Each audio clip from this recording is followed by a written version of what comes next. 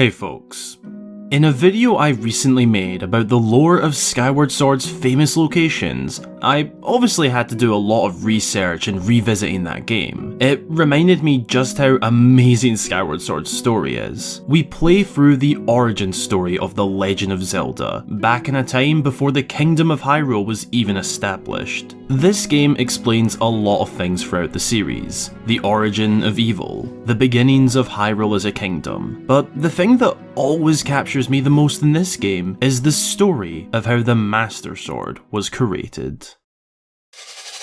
This sacred blade has been seen time and time again across the Zelda series, used to slay the likes of Ganon in Ocarina of Time, used to duel against Ganondorf in Twilight Princess, broken and repaired through time in Tears of the Kingdom. This is the most iconic weapon in the Zelda series, powerful beyond explanation, destined for the hero of Hyrule, and in today's video I want to create my own video presenting the story of how this divine blade was created. I just love this story so much. From the very raw first stages of the blade to how it was made into the blade of evil's bane.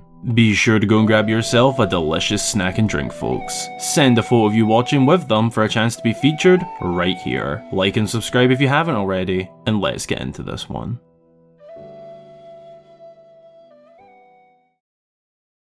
The beginning of the Blade's story dates back to before the events of Skyward Sword. Long before we kick off our adventure, back when humanity lived on the surface, an evil demon tribe led by Demise invaded the peaceful surface, bursting through the crusts of the earth to unleash chaos. In order to protect her people, the goddess Hylia created a safe haven high in the heavens, sending her people skyward, but also some relics.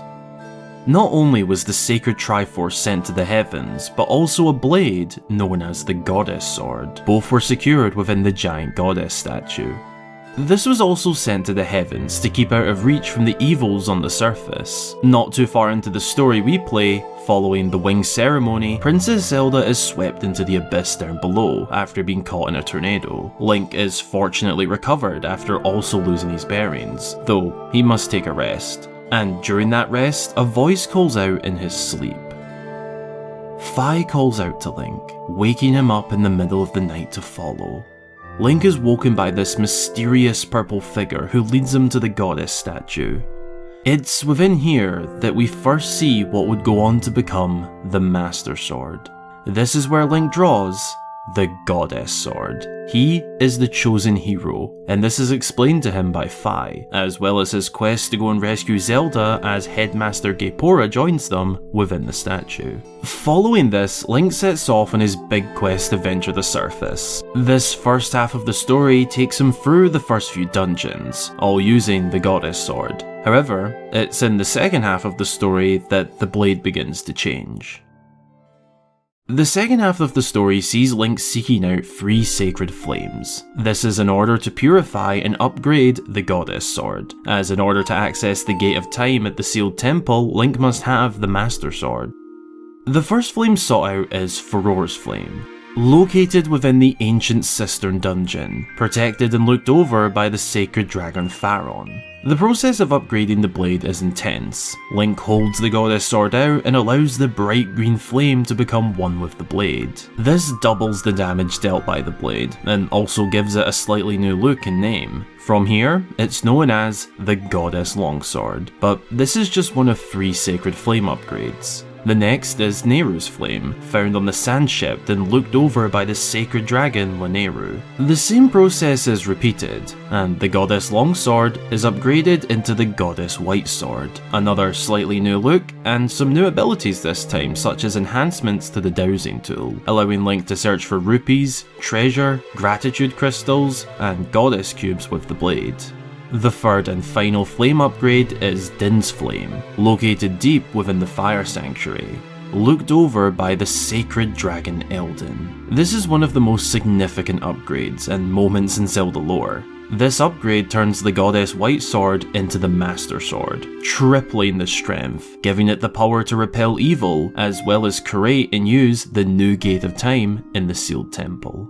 This gives Link the Master Sword, our very first look at the blade chronologically, but this isn't the final upgrade. Whilst it's the final flame to strengthen the sword, there is one more upgrade before the blade becomes the true Master Sword.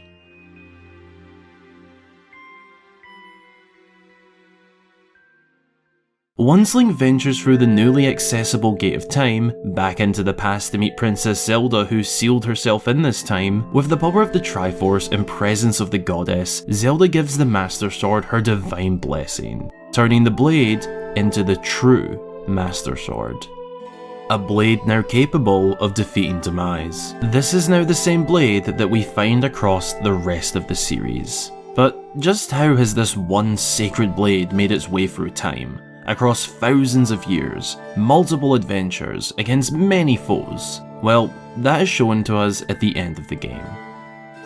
After Link uses the newly forged true Master Sword to battle Demise and inevitably defeat him, the remains of the Demon King are absorbed within the blade, trapping his essence until it fades away. Following the battle, Link reunites with Zelda, Impa and Groose within the sealed temple. Peace has been restored at last, but there is one more job to do.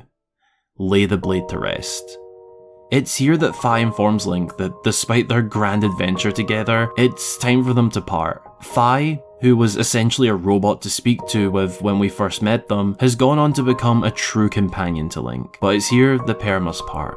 When the Master Sword is laid to rest, the spirit within the blade must rest too, for all of time. Fi's duty, set out by the goddess Hylia many years ago, has been fulfilled, and is now due to remain within the blade for the rest of time. Fi's farewell is one of the most emotional scenes in the entire Zelda series, and is a bittersweet ending to the origin story of the Master Sword. Throughout time, it goes on to be discovered in various temples, hidden locations, and in the protection and watch of the royal family of Hyrule. That blade that we discovered in adventures like Ocarina of Time and Twilight Princess is the very same blade that we forged in Skyward Sword. From the Goddess Sword to the Goddess Longsword, to the Goddess White Sword, to the Master Sword, to the then complete form, the true Master Sword. It was Link himself who created the Master Sword as we know it, and the spirit within the blade still lives on. In a few other games much further down the Zelda timeline from Skyward Sword, we see the blade glow blue, with Princess Zelda herself even being able to understand the blade's form of communication, which makes sense considering Zelda has the blood of the goddess, and Fi was part of the goddess's plan when she sent the humans skyward, along with the Triforce and Goddess Sword. Skyward Sword tells many origin stories. For me personally, the story of the Blade of Evil's Bane's creation is the most fascinating. I just absolutely love this story.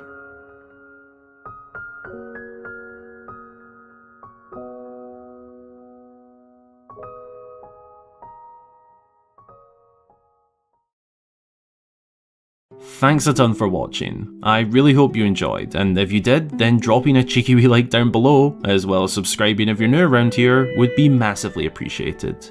Let me know down in the comments what you think of the Blade's origin story. I personally think it's really cool, and has some great lore behind it, but let me know what you think. As always, a massive thank you goes to my channel supporters for helping to make videos just like this one all the more possible. If you'd like to back the channel financially and get yourself some goodies such as a shout out upon joining, your name at the end of my videos, and access to my inside scoop posts for details on upcoming projects, then check out the supporting links down in the description. Also down there is my Discord server if you'd like to join, and my other social media pages if you'd like to keep up to date with me. Thanks again for watching, folks. I hope you have a great rest of your day or night, and until the next time, I've been Hyrule Gamer.